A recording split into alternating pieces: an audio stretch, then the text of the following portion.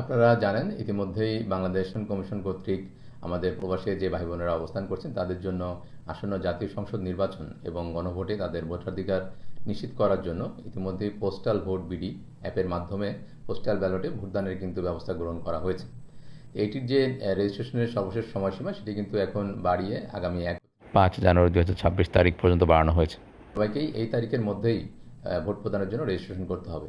যারা এখনও এই অ্যাপের মাধ্যমে রেজিস্ট্রেশন করেননি তাদেরকে অনুরোধ করব দ্রুতই আপনারা এই পোস্টাল ভোট বিডি অ্যাপের মাধ্যমে আপনাদের রেজিস্ট্রেশন কার্যক্রমটি সম্পন্ন করুন, যাতে করে আপনারা সঠিক সময়ে আপনাদের ব্যালট পেপার হাতে পান এবং আপনাদের ভোটাধিকার প্রয়োগ করতে পারেন।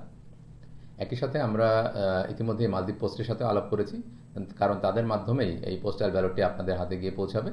আমরা তাদেরকে অনুরোধ করেছি এবং ইতিমধ্যেই বাংলাদেশ নির্বাচন কমিশন থেকেও ব্যালট পেপার মালদ্বীপের উদ্দেশ্যে পাঠানো হয়েছে। আমরা আশা করি যে খুব দ্রুতই আমাদের মালদ্বীপে অবস্থানরত ভোটার যারা ইতিমধ্যে রেজিস্ট্রেশন করেছেন তারা শীঘ্রই তাদের ব্যালট পেপার হাতে পাবেন।